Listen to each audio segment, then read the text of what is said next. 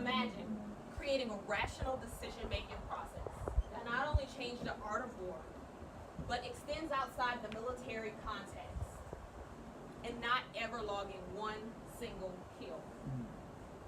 As senior enlisted leaders, it's necessary to understand the origins of current operations because history creates the pillars for which many operations stand today. Today I'd like to discuss with you a decision-making model known as the OODA Loop. Its history and how it has evolved and the effects of the strategy. OODA is an acronym, and it was coined by Colonel John Boyd. It essentially captures how humans respond to stimuli. The goal is to do that efficiently and with rapidity. The first O, observe. That's where you collect information. The second O, orient. Colonel Boyd said this was the most important in the process because it's an amalgamation of your genetic history, your cultural traditions, and just life experiences in general.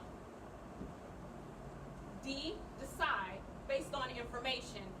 An act is unique because depending on what results from action, it induces the first process all over again, hence why it's called the OODA Loop.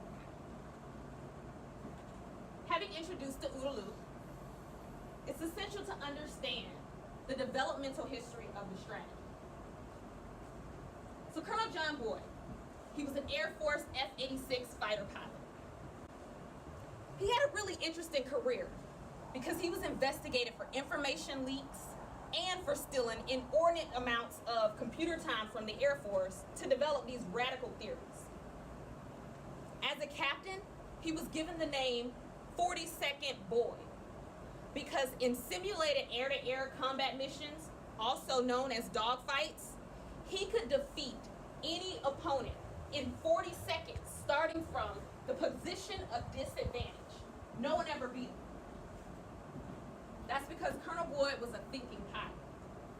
He was fascinated with the psychology of warfare.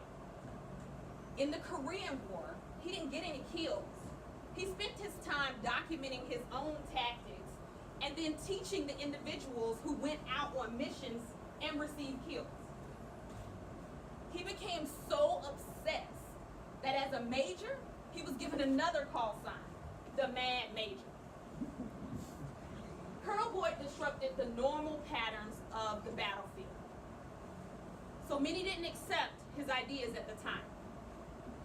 In fact, thanks to his unapologetic and abrasive personality, he earned himself enough enemies, all Air Force generals, to prohibit his ability to get promoted to general himself. So he retired from the Air Force in 1975 as a colonel. But he immediately became a student.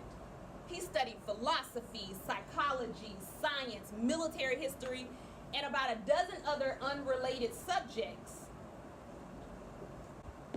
But from those domains, he was able to synthesize all of that information, and the culmination of that was the OODA Loop. Understanding the historical context of Colonel Boyd's OODA Loop process allows us to recognize how it extends beyond the fighter pilot community and the Air Force. In retirement, Colonel Boyd was asked to present his theories at the Marine Amphibious Warfare School. Well, guess what? As a result of that, the Marine Corps rewrote their whole doctrine. About 15 years after Colonel Boyd retired from the Air Force, Secretary of Defense Cheney called on Colonel Boyd because he wanted to develop an invasion strategy for the Gulf War and Operation Desert Storm. We defeated the Iraqi army morally and intellectually because of Colonel John Boyd. But the OODA Loop extends beyond the military. Just think about it. First responders, since the inception of their organizations, they've been using the OODA Loop. They receive a phone call, They observe by collecting that information. They orient themselves, jump in their vehicles, and respond to the scene. Once they arrive on the scene, they observe what's happening. They orient themselves based off of their personal experience, the training they've received, and then they neutralize this threat or address the emergency. See, Colonel Boyd didn't create how humans respond to stimuli. Colonel Boyd simply studied it and gave it a name so that we could do it more efficiently. So now, across the nation, departments, fire departments, and police departments teach the OODA Loop so that their people can respond more effectively. Some of my personal favorites, though, are Dell, Oreo, and Facebook. So Dell uses the OODA Loop mainly for its rapidity. They observe their competitors, and when their competitors drop prices of their products, Dell either matches that price or undercuts the price immediately so that they don't lose customers to those competitors. And Oreo, well, their marketing department observed during the 2013 Super Bowl, the blackout, 34 minutes. The marketing department said, we should do something about this. What did they do? They got on the Twitter and they tweeted, you can still dunk in the dark. What did that do? Well, that gained them 8,000 followers immediately, and that tweet, that was retweeted 15,000 times. And Facebook. Well, the CEO of Facebook, Mark Zuckerberg, he has redesigned their offices. And the CEO sits in the center of that office to reduce the amount of time it takes to respond to all the things that are happening on social media. You see, you've used the OODA Loop, and I've used the OODA Loop too. In fact, earlier this summer, my son and I are at Subway. He's ordering a sub, and I hear this noise really loud. I observe that a table has fallen off the wall. Then I realize, wait a minute, I should do something. I run outside, and I observe that there's a man sitting in his vehicle which has compromised the structure of the building. He's bleeding. I orient myself and I think I should call 911. Well, I called 911 and this continued until the first responders were on the scene.